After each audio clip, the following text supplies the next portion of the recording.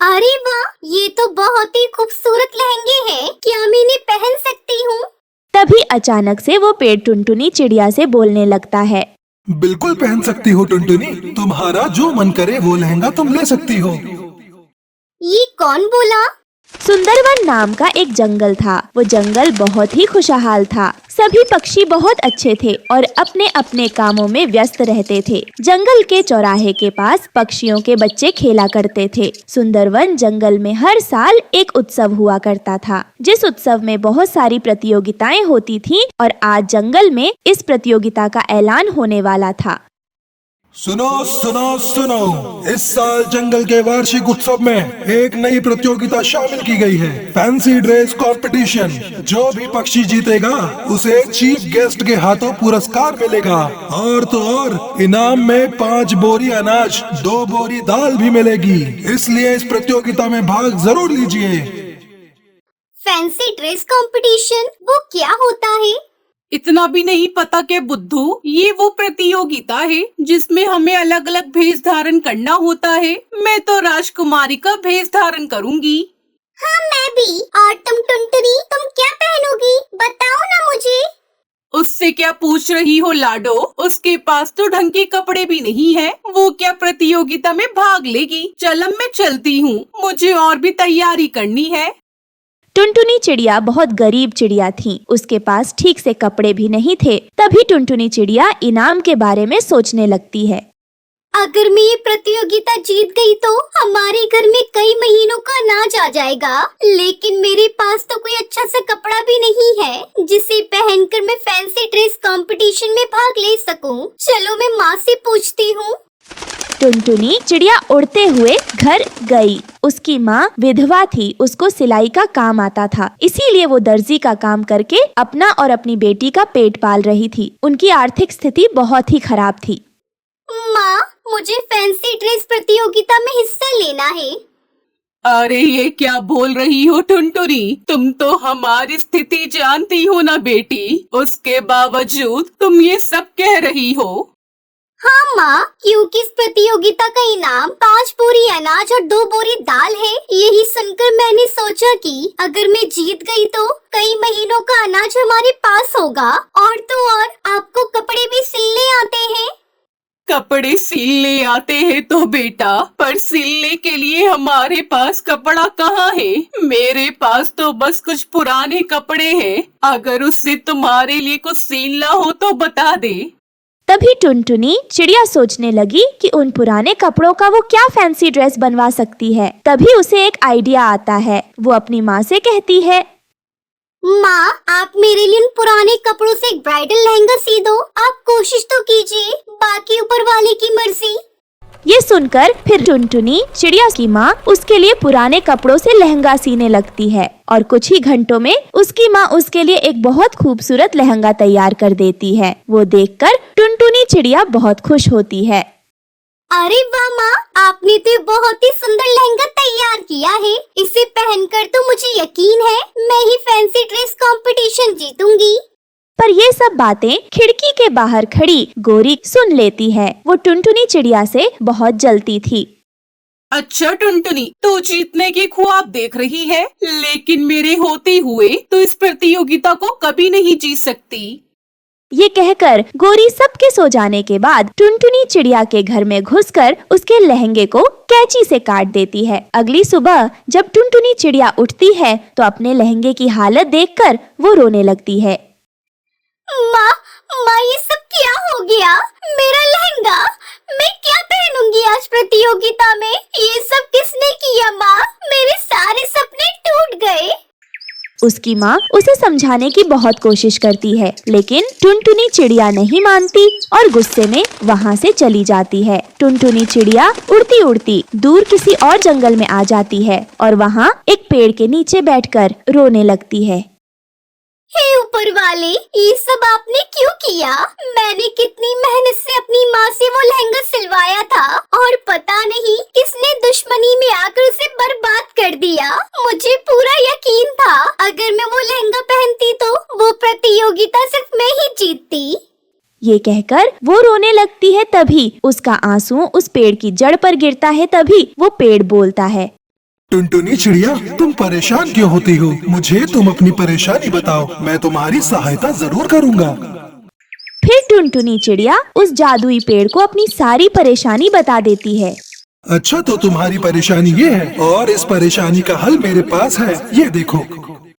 तभी उस पेड़ से रोशनी निकलती है और उस पेड़ पर तरह तरह के खूबसूरत ब्राइडल लहंगा लटकने लगते हैं, जिसे देखकर टुनटुनी चिड़िया बहुत खुश होती है। अरे वाह, ये तो बहुत ही खूबसूरत लहंगे हैं। क्या मैं इन्हें पहन सकती हूँ?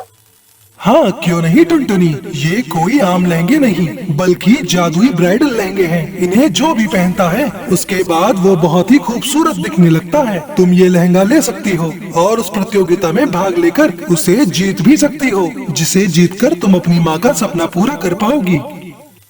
ये सुनकर टुनटुनी चिड़िया बहुत खुश होती है और उस पेड़ पर से एक ब्राइडल लहंगा तोड़ लेती है।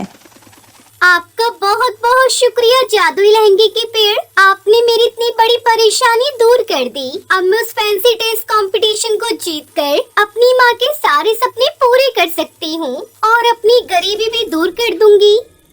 ये कहकर टुनटुनी चिड़िया वो जादुई ब्राइडल लहंगा पहनकर उस फैंसी ड्रेस कंपटीशन में भाग लेती है। उसे वहाँ देख हर पक्षी दंग रह जाता है, क्योंकि वो बहुत ही खूबसूरत लग रही थी। और फिर जंगल के राजा ने टुनटुनी चिड़िया को फर्स्ट प्राइज दिया और साथ ही साथ सारा इनाम भी। टुनटुनी गरीब होते हुए भी फैंसी ड्रेस प्रतियोगिता जीत गई और साथ ही उसने अपनी माँ की मदद भी की। फिर वो खुशी खुशी रहने लगते हैं। समधन जी, कहाँ है मेरा ब्राइडल लहंगा जो हमने बहू को दिया था? अब जल्दी से वो लहंगा बहू को पहनाइए, तभी ये शादी होगी, वरना ये शादी नहीं होगी। टूनी चिड़िया ने रोते हुए सारी बात अपनी समधन को बताती है। समधन जी, हमने जानबूझकर कुछ नहीं किया। ये मेरी बिटिया की इज्जत का सवाल है। मैंने बिटिया के लिए दूसरा ब्राइडल लहंगा खरीदा है, पर ये मेरी टुनटुनी को फिट नहीं आई। हम पर दया कीजिए, ये शादी होने दीजिए। सारी बातें आप झूठ बोल रही हैं। कह क्यों नहीं देती? आपने मेरे कीमती ब्राइडल लहंगे को बेचकर ही ये सारा इंतजाम किया है। चल बेटा कालू, हम इन चोरों की बेटी से तेरी शादी नहीं कर सकते। क्या पता इनकी बेटी हमारे घर बहू बनकर जाए और हमारा घर ही साफ कर दे। हाँ माँ, तुम ठीक कह रही हो। चलो चलते हैं। दोस्तों, कल की वीडियो में आपने इतने कम लाइक क्यों किए? मुझे बहुत बुरा लगता है। दोस्तों, जब मैं आपके कहने पर कहानी बनाती हूँ और आप बहुत कम लाइक करते हो, और जब आप कम लाइक करते हो तो मुझे वीडियो बनाने का बिल्कुल भी मन नहीं करता है। तो प्लीज दोस्तों, अब इस वीडियो पर जाकर लाइक कर दो। समधन जी, मेरी बात तो सुनिए। समधन जी, मेरी बेटी को यूँ छोड़कर मत जाइए। जंगल में मेरी क्या इज्जत रह जाएगी? अगर मेरी बिटिया की बारात वापस लौट गई तो जंगल के सारे पक्षी मुझ पर थू थू करेंगे। कौन करेगा मेरी बेटी से ब्याह? मेरी पगड़ी उछालकर मत जाइए समधन जी, आपकी भी तो एक बेटी है। जरा जबान संभाल कर बोलिए समधन जी। खबरदार, जो आपने अपनी जुबान से मेरी बेटी का नाम लिया तो आपकी जुबान मैं खींच लूंगी। गलती हो गई समधन जी, माफ कर दीजिए। आप जो कहेंगी वो मैं करने को तैयार हूँ, बस आप शादी की रस्में पूरी होने दीजिए। अच्छी बात है समधन जी, आप मुझे 5 लाख रुपए दे दीजिए। हम आपकी बेटी को अपनी बहू बनाकर ले जाएंगे।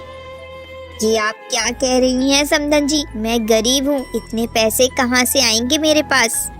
अगर आप 5 लाख रुपए नहीं दे सकती तो बिठा कर रखिए अपनी बिटिया को अपने घर। चल बेटा कालू, हो गया फैसला। हमें तेरी शादी इन फकीरों के घर में नहीं करनी। टुनटुनी चिड़िया की बारात लौट जाती है। घर में मातम छा गया।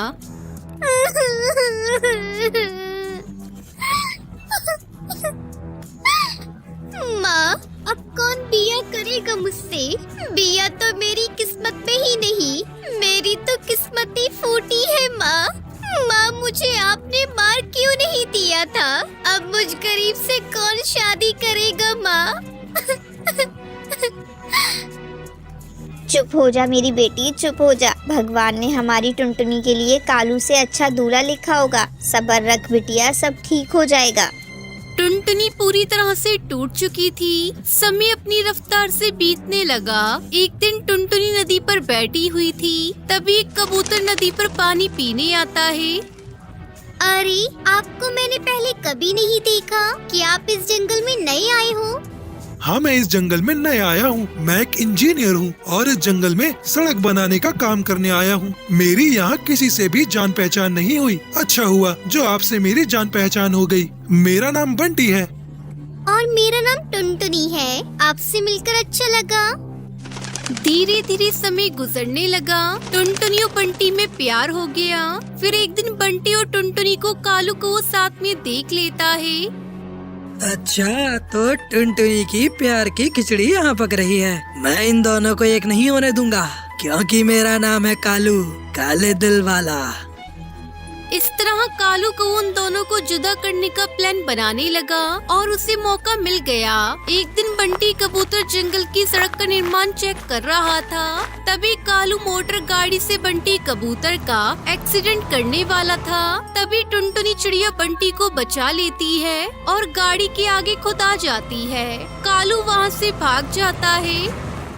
टुनटुनी, ये तुमने क्या किया? अपनी जान पर खेल गई। क्यों किया तुमने ऐसा? मैं उस कालू कौवे को नहीं छोड़ूंगा। टुनटुनी को किसी तरह डॉक्टर बुलबुल बचा लेती है और दूसरी तरफ कालू को वो जंगल पुलिस के हत्थे चढ़ जाता है। इस तरह कालू को उसके किए की सजा मिल जाती है और बंटी और टुनटुनी चिड़िया की शादी धूमधाम से हो जाती है।